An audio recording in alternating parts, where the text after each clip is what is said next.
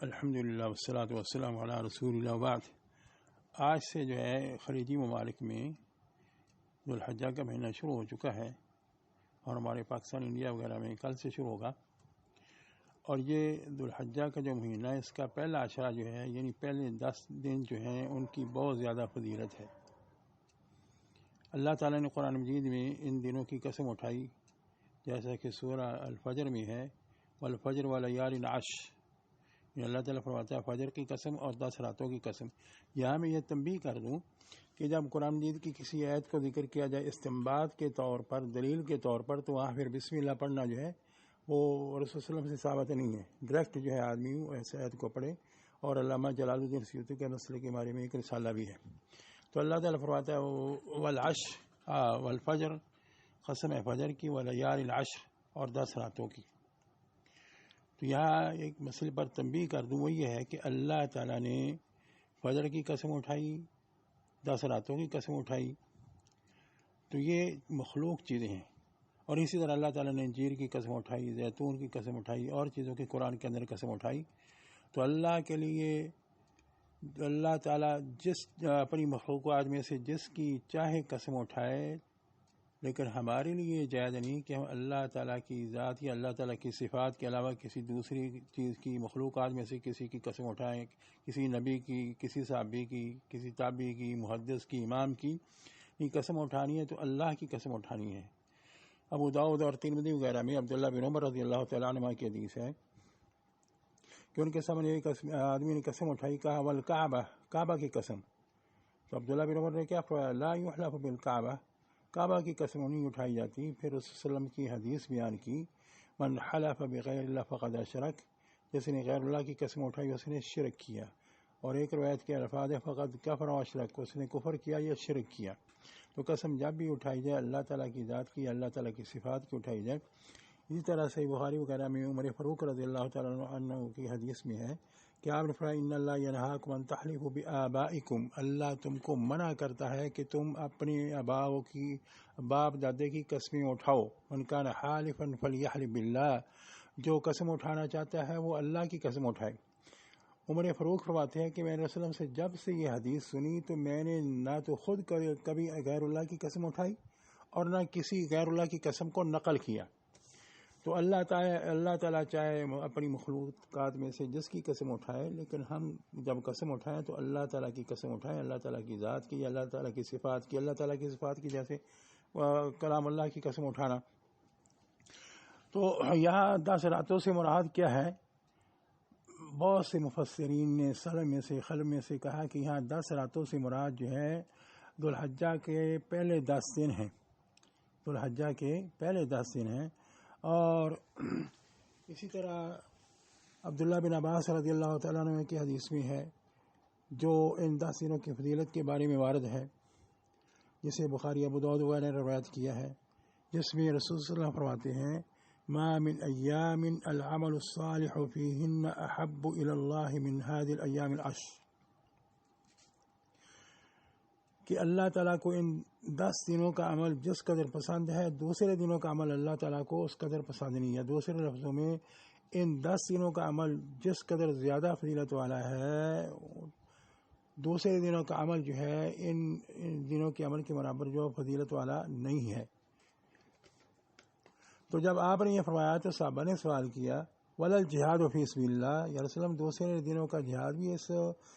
10 دنوں کے عمل کے برابر نہیں ہو سکتا۔ صحابہ کے سوال سے یہ معلوم ہوتا ہے کہ ان کو جہاد کی فضیلت کے بارے میں علم تھا۔ تو آپ نے جواب میں فرمایا ولا الجہاد فی سبیل اللہ، نہیں، دوسرے دنوں کا جہاد بھی ان 10 دنوں کے عمل کے برابر نہیں ہو سکتا۔ الا رجل خرج بنفسه وماله ولم يرجع من ذلك بشيء، ہاں وہ آدمی جو خود بھی جہاد کے لیے گیا اور اپنا مال لے کر بھی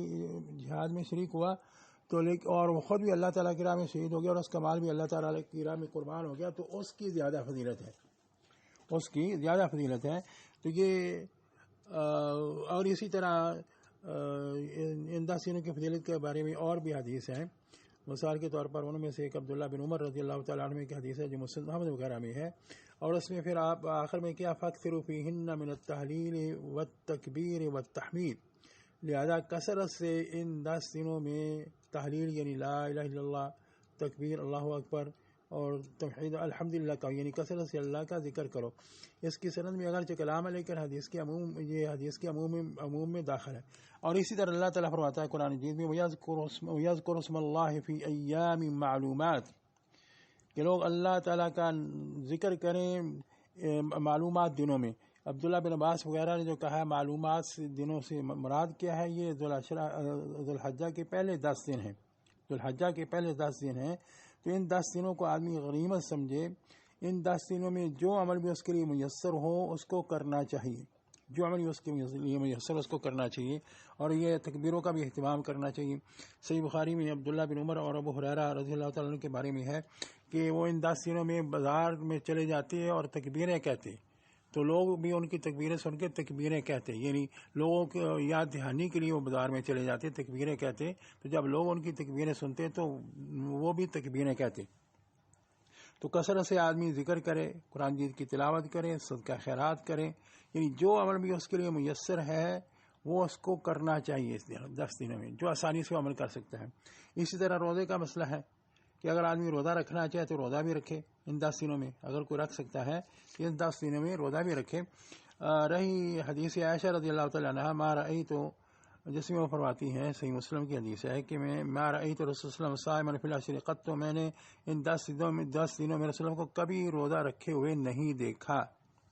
تو اس سے اس کی کراہت یہ ثابت نہیں ہوتا کہ آدمی ان 10 دنوں میں روزہ نہیں رکھ سکتا، یعنی جو عمل بھی اس کے لیے میسر ہے وہ عمل کرے۔ اور دوسری پھر بات ہے کہ ابو داؤد وغیرہ میں دوسری حدیث ہے حفصہ کی رضی اللہ تعالیٰ عنہ کی، جس میں ہے کہ رسول اللہ علیہ وسلم جو ہے وہ 9 دنوں کا روزہ رکھتے تھے، یہ جو ذوالحجہ کے پہلے 9 دن ہیں، کیونکہ 10 دن عید کا دن تو روزہ رکھنا اس سے منع کیا گیا ہے۔ لیکن بعض علماء نے اس حدیث کو کہا کہ یہ ثابت ہے، صحیح ہے، لیکن اس میں کافی سارا کلام ہے۔ تو خلاصہ کلام یہ ہے کہ آدمی اگر روزہ رکھ سکتا ہے تو روزہ رکھے۔ ابن رجب نے لطائف المعارف میں کہا ہے کہ صحابہ میں سے جو روزہ رکھتے تھے وہ ان میں سے ایک عبداللہ بن عمر بھی ہیں، اور اکثر علماء کا یہ قول ہے، یعنی ان 10 دنوں میں آدمی روزے بھی رکھے۔ تو جو عمل بھی اس کے لیے میسر ہو اسے کرنا چاہیے، اور ان 10 دنوں کو غنیمت سمجھنی چاہیے کہ اللہ تعالیٰ نے یہ موقع دیا ہے، تو اس موقع کو جو ہے وہ ہاتھ سے نہیں جانے دینا چاہیے۔ اور یہاں یہ کہ یہ جو 10 دن ہیں، کیا یہ رمضان کا جو آخری عشرہ ہے ان سے بھی زیادہ افضل ہیں یا ان سے بھی افضل ہیں؟ شیخ الاسلام ابن تیمیہ نے مجموع الفتاوی میں اس کا بڑا اچھا جواب دیا ہے۔ وہ یہ کہتے ہیں کہ یہ جو 10 دن ہیں ذوالحجہ کے 10 دن، یہ رمضان کا جو آخری عشرہ ہے ان دنوں سے بہتر ہیں، ان دنوں سے بہتر ہیں۔ لیکن رمضان کے آخری عشرہ کی 10 راتیں ہیں، وہ اس عشرہ ذوالحجہ کی راتوں سے بہتر ہیں، کیونکہ رمضان کا جو آخری عشرہ ہے ان کی راتوں میں لیلۃ القدر بھی ہے، ان کی راتوں میں لیلۃ القدر بھی ہے۔ تو یہ جو ہے بہت زیادہ فضیلت والے دن ہیں، ان کا عمل جو ہے باقی دنوں کے عمل سے زیادہ فضیلت والا دن ہے۔ ایک روایت میں ہے کہ یہ اس دنوں کا عمل جو ہے وہ 700، یعنی ایک نیکی جو ہے 700 نیکیوں کے برابر ہوتی ہے، اور یہ روایت شعب الایمان بہقی میں ہے، لیکن اس کی سند صحیح نہیں ہے۔ اور ایک دوسری حدیث ہے ابو ہریرہ کی رضی اللہ تعالیٰ عنہ کی، ترمذی وغیرہ میں، اس میں کیا ہے کہ ان دنوں کا روزہ رکھنا جو ہے، ان دنوں کا روزہ رکھنا جو ہے وہ 1 سال کے روزوں کے برابر ہے، اس کا ثواب جو ہے 1 سال کے روزوں کے برابر ہے۔ اور ان 10 دنوں کا رات کو قیام کرنا وہ لیلۃ القدر کے برابر ہے، لیکن وہ حدیث ضعیف ہے، جیسے کہ ابن رجب وغیرہ نے کہا ہے، وہ صحیح حدیث نہیں ہے۔ اس طرح ان دنوں کی فضیلت کے بارے میں کئی ایسی حدیث ہیں جو غیر صحیح ہیں، یعنی ان 10 دنوں میں عمل جو ہے وہ ان کو دگنا کیا جاتا ہے۔ اس میں کوئی شک نہیں کہ ان 10 دنوں کا عمل جو ہے وہ بہت زیادہ اللہ تعالیٰ کو محبوب ہے، اس کی بہت زیادہ فضیلت ہے۔ تو ہو سکتا ہے کہ آدمی ان 10 دنوں میں عمل کرے، اس کا عمل جو ہے اللہ تعالیٰ کے یہاں 10 سے لے کر 700 اس سے بھی زیادہ نیکیوں کے برابر ہو، جیسے کہ صحیح حدیث سے ثابت ہے کہ آدمی جب کوئی عمل کرے تو اللہ تعالیٰ جو وہ عمل جو ہے اللہ تعالیٰ کے یہاں جو ہے 10 نیکیوں کے برابر ہے، 10 نیکیوں سے لے کر 700 اس سے بھی زیادہ ہوتا ہے۔ تو اسی طرح ابن رجب لکھتے ہیں لطائف المعارف میں کہ ان 10 دنوں کی فضیلت کے بارے میں بہت سی ایسی من گھڑت روایات ہیں جن کو ہم نے یہاں ذکر نہیں کیا، یعنی کچھ ایسی روایات میں جو غیر صحیح ہیں وہ صحیح نہیں ہیں، تو جو صحیح حدیث ہے وہ میں نے بات ذکر کر دی۔ اور اس کے بعد دوسرا مسئلہ ہے کہ جس شخص نے قربانی کرنی ہے اس کے لیے کیا ہے کہ وہ ان دنوں میں اپنے ناخن بال وغیرہ نہیں کاٹے، کیونکہ صحیح مسلم میں ام سلمہ رضی اللہ تعالیٰ عنہ کی حدیث ہے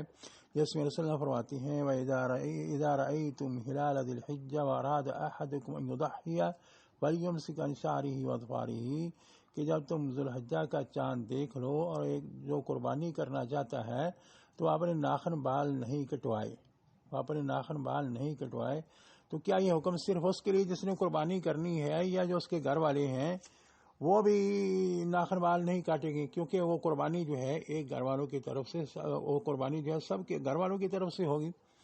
تو بعض علماء کہتے ہیں کہ نہیں، چونکہ رسول اللہ فرمایا کہ اذا اراد احدکم ان یضحی، یعنی جو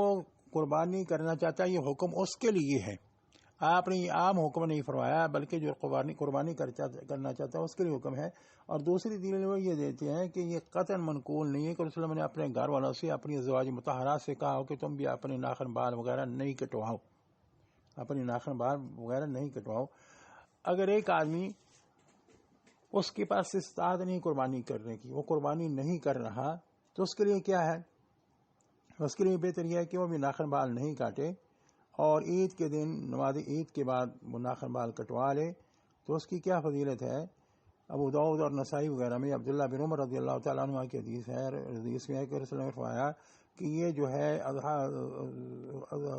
اضحیٰ کا جو دن ہے یا قربانی کا دن جو ہے یہ عید کا دن ہے۔ تو ایک صحابی نے کہا یا رسول اللہ اگر میرے پاس ایسی منیحۃ انثیٰ ہو، منیحہ انثیٰ سے مراد ہے ایسی بکری یا اونٹنی جو دودھ دینے والی ہو، دوسرے کو دی جائے تاکہ اس کا دودھ وغیرہ پی لے، استعمال کرے اور بعد میں اس کو واپس کر دے۔ تو صحابی نے کہا یا رسول اللہ اگر میرے پاس ایسی بکری یا ایسی اونٹنی ہو تو کیا میں اس کو قربانی پہ قربان کروں؟ آپ نے فرمایا کہ لا، اس کو قربانی کو قربان نہیں کرو، ولیکن تاخذ من شعرک وظفارک،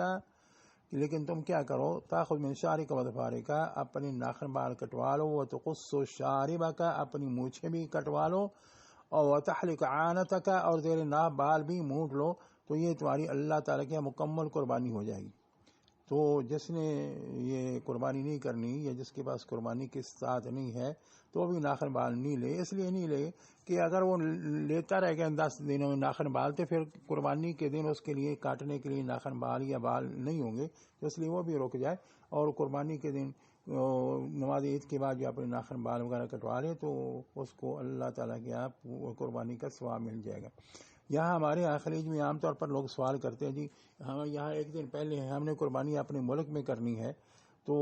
ناخن بال کٹوانے کا کیا حکم ہے؟ تو اس کا جواب ہے کہ وہ ایک دن ٹھہر جائیں، کیونکہ آپ نے فرمایا حتی یضحی، جب تک قربانی نہیں کرے اپنے ناخن بال نہیں کٹوائے تو کوئی ایسی پریشانی والی بات نہیں ہے، کوئی ایسی حرج والی بات نہیں ہے، آدمی ایک دن ٹھہر جائے، صبر کر لے، جب اس کی قربانی جو ہے وہ ذبح ہو جائے تو پھر اس کے بعد جو ہے ناخن بال کٹوائے، اور فوراً یہ ابھی ایسے وسائل ہے کہ فوراً پتہ چل سکتا ہے آدمی کو کہ ابھی اس کی قربانی ہو گئی ہے۔ تو آپ نے فرمایا حتی یضحی، جب تک قربانی نہیں کر لے اپنے ناخن بال نہیں کٹوائے۔ لہذا جو لوگ خلیج میں رہتے ہیں وہ جو ہے انتظار کریں جب ان کے پاکستان میں، انڈیا میں یا بنگلہ دیش میں ان کی قربانی ہو جائے تو اس کے بعد جو ہے وہ اپنے ناخن بال کٹوائیں۔ تو اسی بار اکتفا کرتے ہیں، قول قولی ھذا، والسلام علیکم ورحمۃ اللہ وبرکاتہ۔